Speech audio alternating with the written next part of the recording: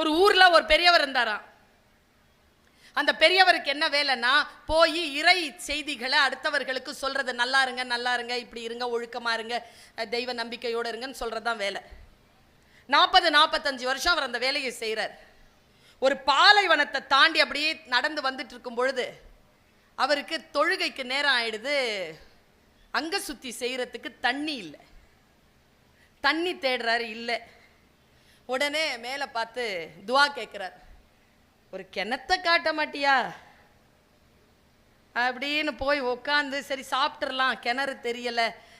அப்படி பார்க்கும்போது கிணறு தெரியுது. நேராக போய் கீழே பார்த்தா தண்ணி துணுண்டு இருக்கு. உடனே என்ன பண்ணுறா, தன்னுடைய ட்ரெஸ் எல்லாம் அப்படியே போட்டு வழித்து எல்லாத்தையும் இது பண்ணி உள்ளே இந்த எடுத்து கொஞ்சம் தண்ணி வருது, அதை புழிஞ்சி புழிஞ்சி சேர்ந்தி ஒது பண்ணிக்கிறாரு, குடிச்சிக்கிறாரு, சிரம பரிகாரம் எல்லாம் செய்து கொள்கிறார். தொழுகிறார், தொழுது முடிச்சு சாப்பிட்றாரு. சாப்பிட்டு கொஞ்சம் இப்படி ஆஸ்வாசமாக படுத்துட்டு இருக்கும்பொழுது ஒரு சலசலப்பு கேட்குது. இப்போ தான் கிளைமேக்ஸ். ஏன் நல்ல கதை சொல்லும். நான் சொல்லுவேன், கிழிந்த பாய்களில் என்னை படுக்க வைத்து கொண்டு பறக்கும் கம்பளங்களை பற்றி கதை சொல்லுவாள் என் அம்மா. பவா சார் சொல்லுவார் இதை ரொம்ப அழகா. கிழிந்த பாயில் என்னை படுக்க வைத்துக் கொண்டு பறக்கும் கம்பளங்களை பற்றி கதை சொல்வாள் என் அம்மா. என் அம்மாவின் கதைகளில் கிழிந்த பாய்கள் வந்ததே இல்லை. ரகசியம் சொல்லவா? அதனால் தான் நான் இன்று பறக்கும் கம்பளங்களில் இருக்கிறேன். தான் ரகசியமே. எங்கள் அம்மா சாதாரணமான ஆள் இல்லை. எங்கள் அம்மாவை புகழறதில்லை. உங்கள் வீட்லேயும் அதே அம்மா தான் இருக்குது. எனக்கு சொல்கிற மாதிரி தான் அதுவும் சொல்லுது. எனக்கு புரிகிற மாதிரி சில பேருக்கு புரிகிறதில்லை. அவர்கள் எல்லாம் அரசமரம், நான் போதி மரம். எங்கள் அம்மா சொல்லுவாங்க, நான் நிறைய முறை சொல்லியிருக்கேன். எங்கள் அம்மா சொல்லுவாங்க, எந்த ஊருக்கு போனாலும் கடலில் மட்டும் கால் நனைச்சிரு சுல்தானாம்பாங்க. நான் கேட்டிருக்கேன் ஒரு நாள்.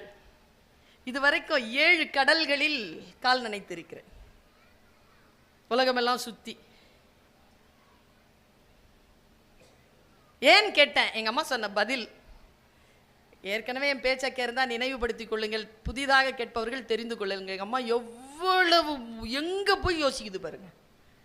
சிந்தனை தானே. பெருசா யோசிச்சா என்ன, இத்தினூண்டு தான் யோசிக்கணுமா? எங்க அம்மா என்ன தெரியுமா சொல்லுச்சு? சுல்தானா, உன் காலை தொட்ட தண்ணி உலகமெல்லாம் சுத்தம்டா. எங்க இருக்குங்க சிந்தனை? என் காலை தொட்ட தண்ணி உலகம் சுத்துமா? அப்போ நான் அது சுத்தினா நீ சுத்த மாட்டியா? 31 நாடுகளுக்கு பயணம் செய்திருக்கிறேன். ஒரு டிக்கெட்டை கூட என் சொந்த செலவில் வாங்கினதில்லை. சிந்தனைகளை பெரிதாக வைத்துக் கொள்ளுதல். சலசலப்பு கேட்குது. என்னடா இப்படி எழுந்திருச்சு பார்க்கிறாரு, மான் கூட்டம் வருது. மான் கூட்டம் வருதுன்னு இவர் கொஞ்சம் ஒரு கழிச்சு உள்ள போய் மறைஞ்சிக்கிறார். ஏன்னா செதறிடக்கூடாதுன்னு. அது நேராக வருது. பாருங்க என்ன நடந்ததுன்னு. அது நேராக வருது, கிணத்தை உள்ள பார்க்குது, மேலே பார்க்குது, சொல்லுன்னு தண்ணி மேலே வந்துருச்சான். கொஞ்சம் மெட்டாஃபிசிக்ஸ் தான், கொஞ்சம் சூப்பர் நேச்சுரல் தான். சொல்லுன்னு தண்ணி மேலே வந்துச்சா, அந்த தலைவன் குடிக்க எல்லாரும் வந்து குடிச்சுக்கிறாங்க. எல்லா மானும் குடிக்குது. குடிச்சிட்டு போயிடுது. இந்த கஞ்சலரிசி இவர் பேர். இவருக்கு பயங்கர கோபம் அல்லா மேலே. நேராக சல்லா துணி போட்டு அல்லாவை போட்டு பார்த்து கேட்குறாரு, 45 வருஷமா உனக்காக சேவை செய்கிறேன், தண்ணி கொடுக்கல 8 மணி நேரமா. காட்டினா இத்தனூண்டு காட்டினேன். என் தாவு தீர்ந்து போச்சு இவ்வளோ தண்ணி எடுத்து குடிக்கிறதுக்கு. அசிரீரி வந்ததாம். நீ கேட்டது என்ன? கிணற்றை காட்ட சொன்னாய், காட்டினேன். அது குடிக்க தண்ணீர் கேட்டது, கொடுத்தேன். உனக்கு எது வேண்டும் என்பதில் தெளிவாக இரு, அதை தெளிவாக கேள். என் மனைவியும் பிள்ளைங்களும் சந்தோஷமா இருக்கணும் கடவுளே, பிரார்த்திக்காதீர்கள். தவறான பிரார்த்தனை. நீங்கள் வெறுப்படையும் வரைக்கும் அவர்கள் சந்தோஷமாக இருக்கிறார். எப்படி பிரார்த்தனை செய்யணும்? நான் மகிழ்கின்ற அளவிற்கு என் பிள்ளைகள் சந்தோஷமாக இருக்க வேண்டும், என் மனைவி சந்தோஷம். எது கேட்குறீங்களோ அது உடனே கிடைக்குமா? இதுக்கு பேர் தான் ஞானம். அடிப்படையில் பார்த்தால் இதே விஷயம்தாங்க.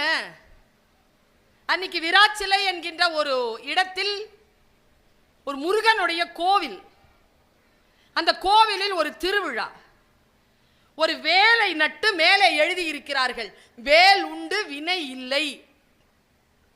இதுவரைக்கும் எனக்கு அந்த சொல்லுக்கு பொருள் தெரியாது. என் தாய் சொன்ன அந்த சொல்லை வைத்துக்கொண்டு அந்த சொல்லுக்கு நான் விளக்கம் தேடுகிறேன். வேல் உண்டு வினை இல்லைன்னா என்னமா அர்த்தம்?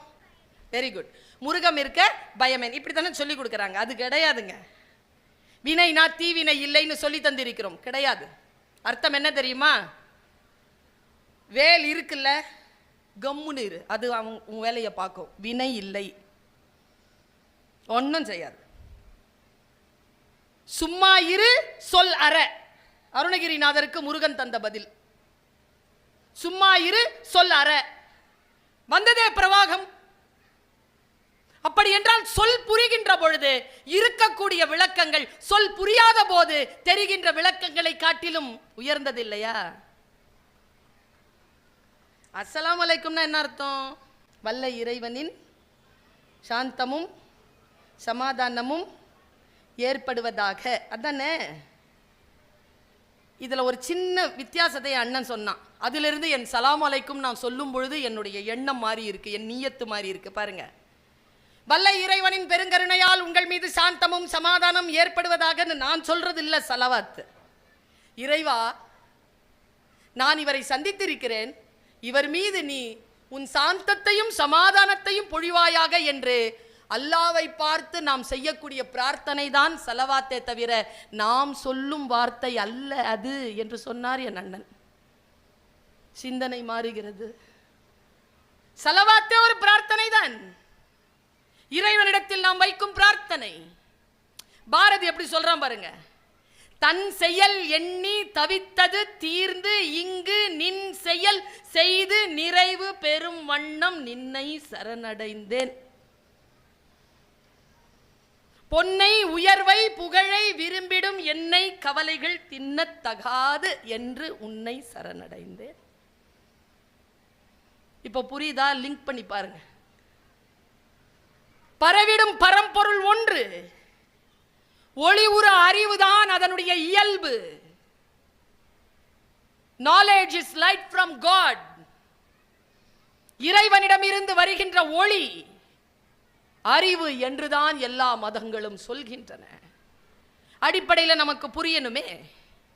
புரிந்தால் புரிந்த சொற்கள் போதி மரமாகின்றன, இல்லை என்றால் அவை வெறும் அரச மரம் தான். என்னுடைய காலேஜில் 4 மணி நேரம் எங்களுக்கு FDP ப்ரோக்ராம் நடத்தினாங்க, ஃபேக்கல்டி டெவலப்மெண்ட் ப்ரோக்ராம். 4 மணி நேரமும் ஒருத்தரே பேசினார். எவ்வளோ வலிக்கும் தெரியுமா? பேசுறவருக்கு தொண்டை இல்லை, கேட்குறவங்களுக்கு வலிக்கும். ஆனால் என்ன பிரச்சனை தெரியுமா தம்பி? எங்கே வலிக்கும்னு தெரியாது, பின்னி எடுக்கும் உடம்பு. 1 மணிக்கு ஆரம்பிச்சாருங்க, 2, 3, 4, 5ங்க, 5 ஆக போது பேச்சு நிறுத்தல போய்கிட்டே இருக்கு. கடைசியா 5 நிமிஷம் மனுஷன் ஒரு விஷயத்தை அப்படி வாரி போட்டாங்க. டே அப்பா, நான் சொல்லட்டுமா? ஒரு புத்தகம் வாசிக்கின்ற பொழுது 800 பக்கங்கள் வாசிக்கின்ற பொழுது 780 பக்கத்தில் கிடைக்காத ஏதோ ஒரு ஞானம் தேடுதல் 782வது பக்கத்தில் 3வது பேரால கிடைக்கும். அந்த பேராக்காகத்தான் அவ்வளோ விஷயம் கிடக்கணும். நம்ம அவ்வளவு கடந்தால்தான் அது கிடைக்கும். அப்படியே லட்டு மாதிரி அது கிடைக்காது. இந்த தேடல் 5 மணி ஆகிறதுக்கு 5 நிமிஷத்துக்குள்ள ஒரு மேட்டர் சொன்னாரு பாருங்க. அடே அப்பா, அதுல இருந்து என்னுடைய வாழ்க்கை பயணத்தை நான் மாற்றிக்கொண்டேன். சொல்ல அப்படித்தானே? எப்படி மாற்றிக்கொண்டேன் பாருங்க. அவர் சொல்றார், டீச்சர்ஸ் எப்படி இருக்கணும்னு சொல்றார். உடம்புல வலிமையான பகுதி எது அப்படின்னு கேட்டார். ஆளாளுக்கு சொன்னாங்க, தொடை எலும்பு, தாடை, மண்டை, ஸ்கல், பல்லு எல்லாம் சொன்னாங்க. மென்மையான பகுதி எதுங்க உடம்புல? நாக்கு, அது உள்ள இருக்கு பாதுகாப்பே இல்லாம வெளியில இருக்கிற மென்மையான பகுதி கால், பாதங்க. செருப்பு இல்லாமலாம் நடந்துகிட்டு இருக்க முடியாது. கால், பாதம். இந்த மண்டை இருக்குல்ல, இது நல்லா டைட்டா தானே இருக்கா? இது வலிமையானதா, பாதம் வலிமையானதா? எது வலிமையானது, பலமானது? எது? மண்டையா கால் பாதமா? மண்டை தான் பலமானது, பாதம் மென்மையானது. ஸ்கின் ரொம்ப மெதுவாக இருக்கும், முள் இருந்தால் குத்திரும், டக்கு சூடுனா சட்டுன்னு பட்டுரும். இப்போ முடி இங்கே இருக்கணுமா அங்கே இருக்கணுமா? இயற்கையின் படிக்கு அவர் கேட்டார், நான் கேட்கல. டீச்சர்ஸ்க்கெல்லாம் டீச்சரில் அவர் கேட்குறாரு, காலுக்கு தானே இருக்கணும், ஏன் மண்டையில் வச்சான் அப்படின்னு அவர் சொல்கிறார். இந்த மண்டையில் உடம்புலேயே சூப்பரான ஒரு பொருள் இருக்கும், அதுக்கு பேர் மூளையாம்.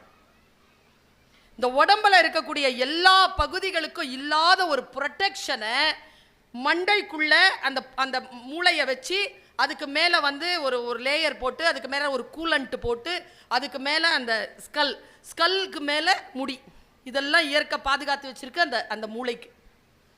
ஏன்னா அந்த மூளைக்கு ஒரு விஷயம் இருக்கு, அது எப்பவுமே ஈரமாக இருக்கணும். அது ரொம்ப ஸ்டிக்கியாக இருக்கும், ஈரமாகவே இருக்கணும். அது அந்த ஈரமான இந்த இடத்துல ஈரம் இருக்கிறதுக்காக மேலே ஒரு கூலண்ட் போட்டிருப்பாங்களாம். அந்த கூலண்ட்டு அந்த சவ்வு காயக்கூடாதுங்கிறதுனால தான் இவ்வளோ ஏற்பாடான்னு சொல்லிட்டு அவர் சொன்னாருங்க. ஒரு விஷயம், வெயில் பட்டா மட்டும் மண்டை வந்து அப்படி சூடாகாதான். சில பேர் ஏதாவது ஒரு வார்த்தை சொன்னாலே சுருன்னு சூடாயிடுமா. அதனால தான் சொல்லுவாங்களாம், மண்டை காயுது போயிரு, அப்படி சொல்லுவாங்களா. இந்த மண்டை காயாமல் இருக்கிறதுக்கு தான் இந்த எலும்பு, இந்த மண்டை ஓடு, இந்த முடியெல்லாம். மூளையை மட்டும் சூடாக்கிக்காதீங்க கிளாஸ் எடுக்கும் போதும் பேப்பர் திருத்தும் போதும்னு சொன்னார். மற்ற விஷயம் 4 மணி நேரம் நான் மன்னிச்சிட்டேங்க அவரை. இந்த மண்டை சூடாகக்கூடாதுன்னு சொன்னான் பாருங்க. இந்த சொரப்புன்னு ஒன்று இருக்குங்க, உள்ள சொரப்பி ஒன்று இருக்கு, அந்த சொரப்பியை சரியா வச்சுக்கணும்னு பேசுறார்.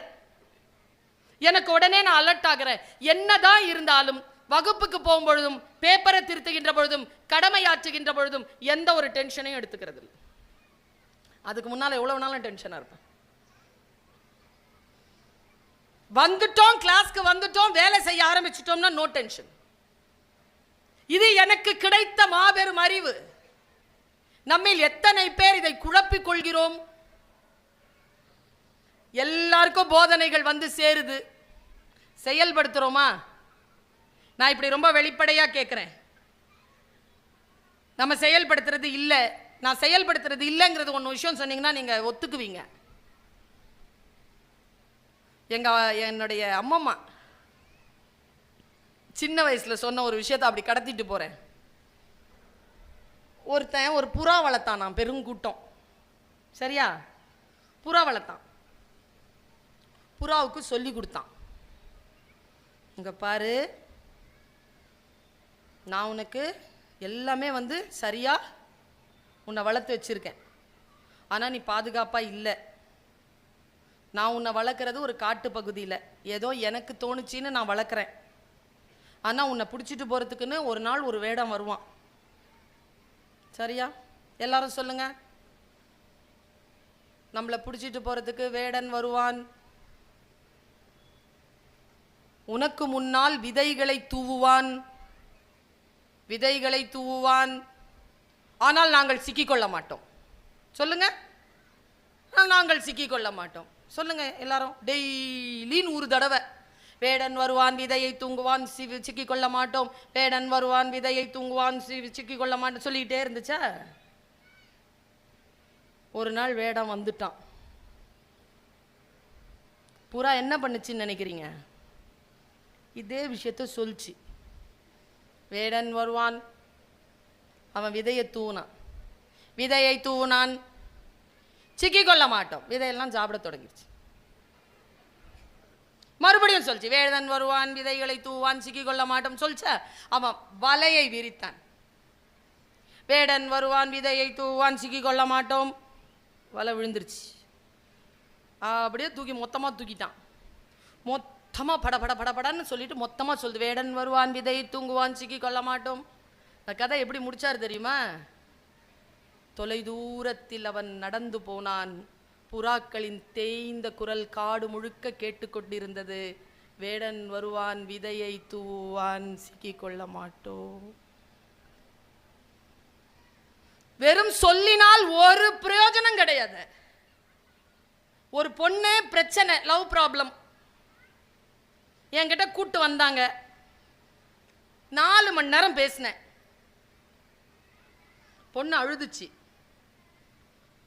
நான் இனிமேல் படிக்கிறேன் மேடம், காலையில் காலேஜுக்கு வந்துடுறேன் மேடம் சொல்லிச்சு.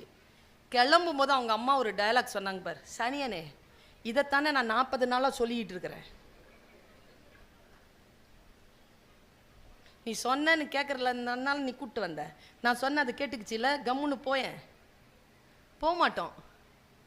அந்த இடத்தில் கூட நம்முடைய ஏதோ ஒன்றை நாம் நிரூபணம் செய்ய வேண்டும் என்று இருந்தால் நாம் வெறும் அரச மரம் தான், நாம் இன்னும் போதி மரம் ஆகவில்லை.